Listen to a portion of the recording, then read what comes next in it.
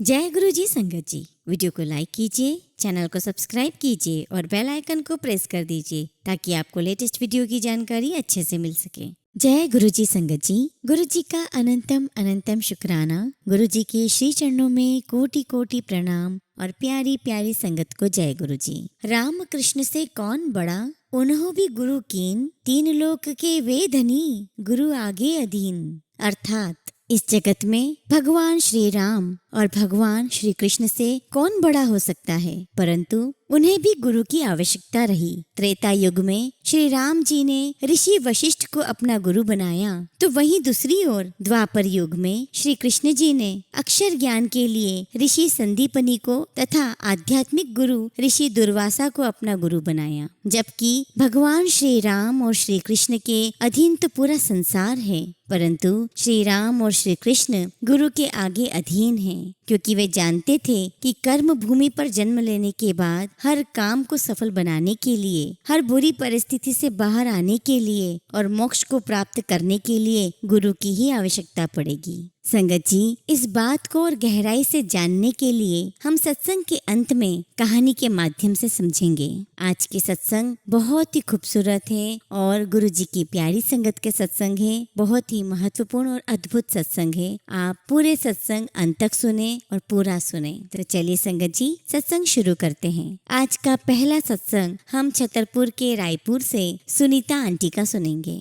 ओम नमः शिवाय, शिवजी सदा सहाय। ओम नमः शिवाय, गुरुजी सदा सहाय। संगत जी, मेरा नाम सुनीता है। मैं छतरपुर के पास रायपुर से हूँ। यह मेरा पहला सत्संग है। गुरुजी और प्यारी संगत जी, अगर मुझसे कुछ भी गलती हो जाए तो प्लीज मुझे माफ करिएगा। गुरुजी, मुझे कुछ भी नहीं आता है। यह सत्संग आपने जैसा लिखवाया है मैं वैसा ही लिख पा रही हूँ, इसलिए अगर कोई त्रुटि हो जाए, कुछ गलती हो जाए तो माफ कीजिएगा। संगत जी, मुझे गुरुजी का मैसेज बहुत दिनों से आ रहा था कि अपना सत्संग शेयर कर, लेकिन मेरी हिम्मत ही नहीं हो रही थी। कैसे लिखूं? जब भी लिखने की सोचती मेरी आंखों से आंसू आ जाते। आज से 2-3 दिन पहले भी गुरुजी का मैसेज आया, सत्संग शेयर कर। जय गुरुजी, शुक्राना मेरे प्यारे गुरुजी, लख लख शुक्राना। संगत जी, जैसा कि मैंने सत्संग में सुना है कि अपनी जर्नी शुरू से शुरू करें, वैसे ही संगत जी मैं अपनी यात्रा गुरुजी के साथ कैसे शुरू हुई, आज मैं शुरू से शुरू कर रही हूँ। गुरुजी ने हमारा हाथ कब पकड़ा यह तो मैं ठीक से नहीं बता सकती, परंतु ऐसा लगता है जैसे कितने ही जन्मों से गुरुजी हमसे जुड़े हुए हैं। जय गुरुजी, शुक्राना गुरुजी। संगत जी, 2015 में हमने सरोजनी नगर दिल्ली से छतरपुर अपना घर शिफ्ट किया। कुछ दिनों के बाद मेरे अंकल यानी मेरे हस्बैंड अपने एक मित्र के साथ गुरुजी के मंदिर गए। ये बात अंकल ने मुझे मंदिर से आने के बाद बताई और बताया कि वहाँ चाय प्रसाद, जल प्रसाद और समोसा प्रसाद मिलता है और सारा जल प्रसाद और पूरा प्रसाद फिनिश करना होता है। आज मैं भी प्रसाद खाकर आया हूँ। बस ऐसे ही काफी सारे दिन बीत गए। मेरे अंकल ने बताया कि उनके मित्र ने कहा था कि वहाँ मंदिर का प्रसाद खाने से सारे रोग ठीक हो जाते हैं, इसलिए ऐसे ही एक दिन मैं और अंकल भी मंदिर चले गए। जल प्रसाद, चाय प्रसाद और समोसा प्रसाद ग्रहण किया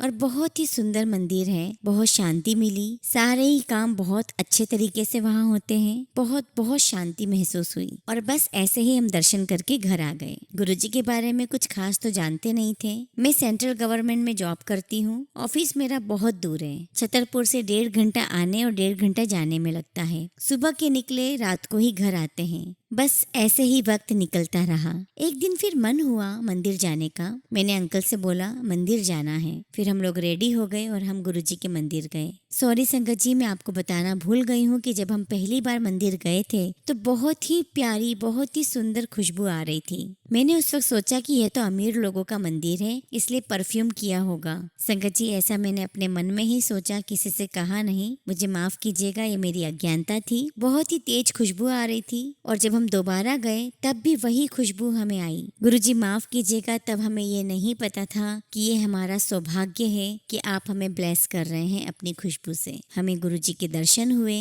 लेकिन संगत जी हमारे कर्म इतने खराब थे कि हमें गुरुजी ने उस वक्त नहीं जोड़ा जब गुरुजी अपने फिजिकल फॉर्म में थे। शायद गुरुजी को अभी हमारे और कर्म कटवाने थे। संगत जी, जब हम अंकल के साथ मंदिर जाने लगे तो मेरे अंकल ने कहा कि चाय प्रसाद, समोसा प्रसाद, जल प्रसाद मंदिर में ही मिलता है और मुझे भूख भी लगी थी। मैंने मन में सोचा काश आज लंगर प्रसाद भी मिल जाए तो बहुत ही अच्छा हो। हम मंदिर गए, फिर हम फर्स्ट टाइम 4 संगत इकट्ठा होकर लंगर प्रसाद हमने ग्रहण किया। फिर जब हम मंदिर गए तो हमने फर्स्ट टाइम देखा कि 4 लोग एक साथ बैठकर लंगर प्रसाद ग्रहण करते हैं, और ये जब देखा तो हमने भी लंगर प्रसाद ग्रहण किया और गुरुजी को बार बार धन्यवाद दिया कि गुरुजी ने मेरे मन की बात सुन ली। लंगर प्रसाद बहुत ही स्वादिष्ट था। फिर संगत जी हम भूल गए और फिर मंदिर जाना हमारा नहीं हुआ। ऐसे ही समय बीतता चला गया और संगत जी अप्रैल 2023 के महीने में मैं अपनी देवरानी जो लोधी कॉलोनी में रहती है उनसे मिलने गई। उसके भाई को कैंसर हो गया था और डॉक्टर ने भी जवाब दे दिया था। बहुत दिनों से कैंसर का इलाज चल रहा था लेकिन कोई खास फायदा नहीं हो रहा था। उन्हें चलने फिरने में भी बहुत परेशानी होने लगी थी। ये सब कुछ मुझे मेरी देवरानी आंटी ने बताया था। लेकिन एक दिन उनको किसी ने बताया कि आप उनको बड़े मंदिर गुरुजी के पास ले जाएं, वहाँ पर हर कोई ठीक हो जाता है। अब मेरी देवरानी के जो भाई हैं उन्हें 2-3 लोग पकड़कर गुरुजी के मंदिर ले गए और लोटा भी ब्लेस करवाया और प्रसाद भी ग्रहण करवाया। वो अंकल डेली लोटे के जल से अपनी दवाई लेते हैं। एक हफ्ते के बाद वो अंकल कुछ ठीक होने लगे और अब वो अंकल पूरी तरह स्वस्थ हैं। उन अंकल की गवर्नमेंट जॉब है और बड़ी आराम से उस जॉब से आना जाना करते हैं। पहले तो अंकल को दवाइयाँ भी नहीं लग रही थी, पर गुरुजी की कृपा से, गुरुजी के आशीर्वाद से सब कुछ ठीक हो गया। अब वो पूरी तरह स्वस्थ हैं। जय गुरुजी, धन धन गुरुजी। संगत जी ये सारी बातें मुझे मेरी देवरानी आंटी ने बताई, क्योंकि संगत जी मेरा भी जो भाई है जो अम्बाला कैंट हरियाणा में रहता है, उसे गले का कैंसर हो गया था। अपने भाई के बारे में बात करने पर ही मेरी देवरानी आंटी ने अपने भाई के बारे में सब बताया। संगत जी मेरे बड़े भाई का केस भी काफी खराब हो गया था। डॉक्टर्स ने कीमोथेरेपी देना शुरू कर दी थी, लेकिन अब वो बहुत ज्यादा कमजोर हो गया था। उसकी गर्दन का जख्म खुले घाव जैसा था। मेरा भाई दोनों ही प्रकार की दवाइयाँ ले रहा था, आयुर्वेदिक और अंग्रेजी, लेकिन किसी से भी उसे आराम नहीं आ रहा था। संगत जी ऐसे ही एक दिन मई 2023 सोमवार का दिन था और मैं अपनी गाड़ी से ऑफिस जा ही रही थी। इतने में मेरे छोटे भाई का फोन आया कि तू आज ऑफिस मत जा, वापस घर आ जा। संगत जी मैं अभी घर से निकली ही थी और छतरपुर में भी बहुत रश था, क्योंकि उस दिन सोमवार था, गुरुजी का दिन था। घर आकर मैंने अपने अंकल को बोला कि हमें आज और अभी ही गुरुजी के मंदिर जाना है और लोटा ब्लेस करवाना है। हम गुरुजी के मंदिर गए। हमें नहीं पता था कि नया लोटा लेकर जाते हैं, इसलिए घर से तांबे का लोटा ले गए। जब हम मंदिर पहुंचे तो वहाँ संगत जी ने बताया कि नया लोटा लाना होता है। फिर हम जल्दी जल्दी नया लोटा लेने गए, परंतु मंदिर के आसपास कोई शॉप नहीं है। परंतु गुरुजी की कृपा से थोड़ी दूर जाने पर ही हमें लोटा मिल गया। और फिर जब हम मंदिर आए लोटा लेकर तो बहुत रश था। हम फिर लाइन में लग गए और मन में प्रार्थना करते रहे कि गुरुजी हमारा नंबर जल्दी आ जाए। और गुरुजी की कृपा से सोमवार के दिन हमारा लोटा शुरू में ही ब्लेस कर दिया गया। और गुरुजी की कृपा से, गुरुजी की ब्लेसिंग से हमें एक ही बार में गुरुजी का स्वरूप भी प्राप्त हुआ।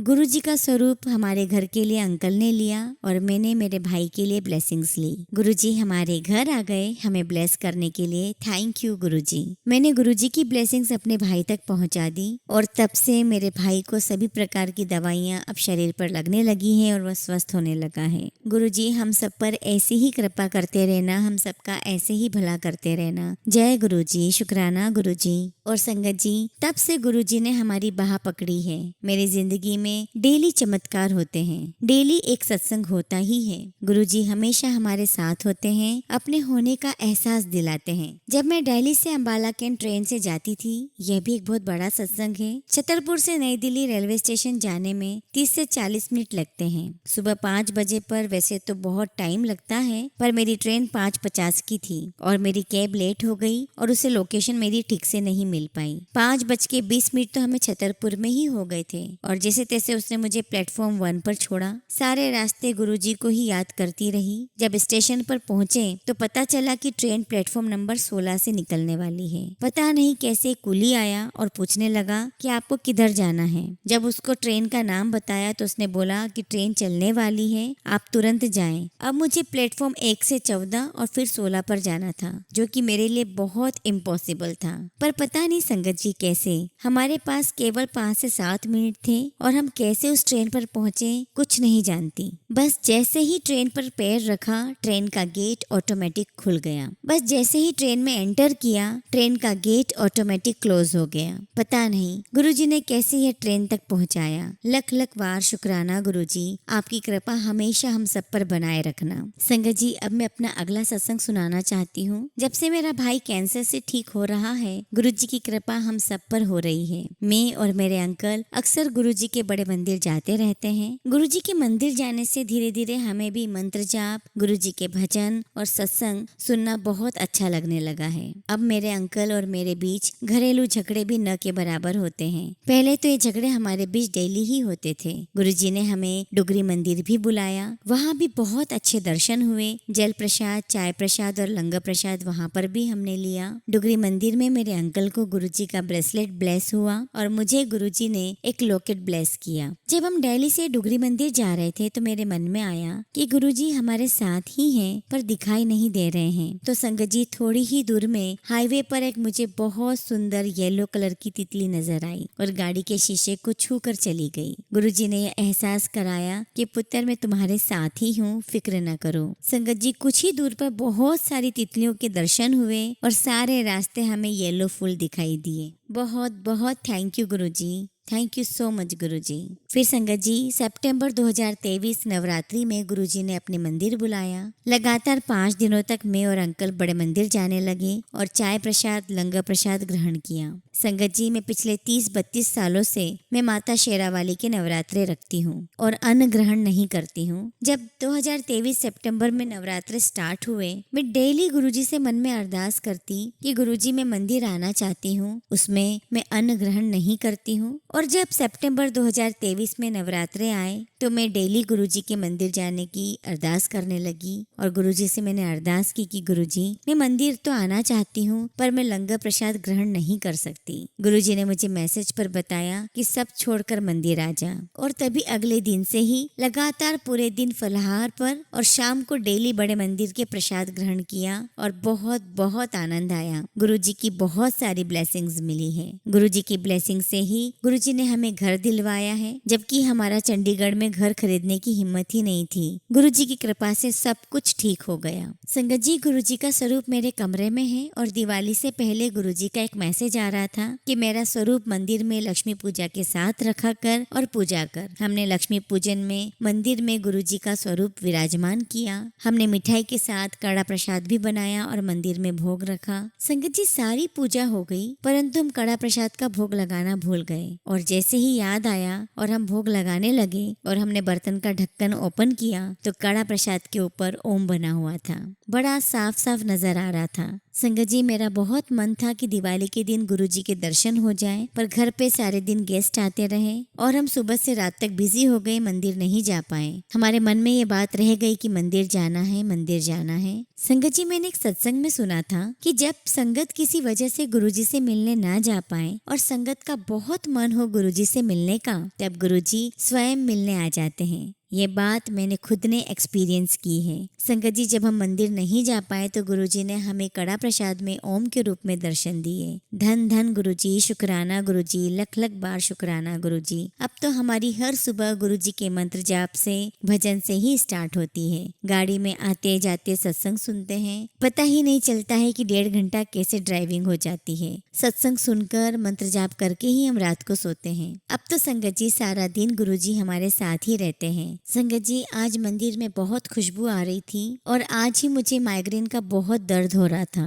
परंतु सत्संग लिखते लिखते ये दर्द एकदम ठीक हो गया है। थैंक यू गुरुजी, शुक्राना गुरुजी। गुरुजी, आपसे यही अरदास है कि सबका भला करना, सबको आशीर्वाद देना और हम सबको ऐसे ही ब्लेस करते रहना। जय गुरुजी, शुक्राना गुरुजी। संगत जी, हमेशा की तरह हम सत्संग के अंत में एक कहानी सुनेंगे। एक बार देवर्षि नारद बैकुंठ में पहुंचे तो उन्होंने वहाँ भगवान को उदास पाया। महर्षि नारद ने भगवान से इसका कारण पूछा तो भगवान ने कहा कि मैंने ये सृष्टि बनाई, पशु पक्षी, कीड़े मकोड़े, जानवर, पेड़ पौधे आदि सब कुछ बनाए, लेकिन जब से मैंने मनुष्य को बनाया है तब से ही मैं परेशान हो गया हूँ। बाकी जीव जंतु तो कभी कोई मांग नहीं करते, लेकिन मनुष्य है कि इसकी मांगे पूरी ही नहीं होती। रोजाना मेरे द्वार पर आ जाता है और नई नई चीजों की मांग करता है, इसलिए मैं परेशान हूँ। तब नारद जी ने सुझाव दिया कि भगवान, एक उपाय हो सकता है। आपको मनुष्य हमेशा बाहर की चीजों में ढूंढने की कोशिश करता है।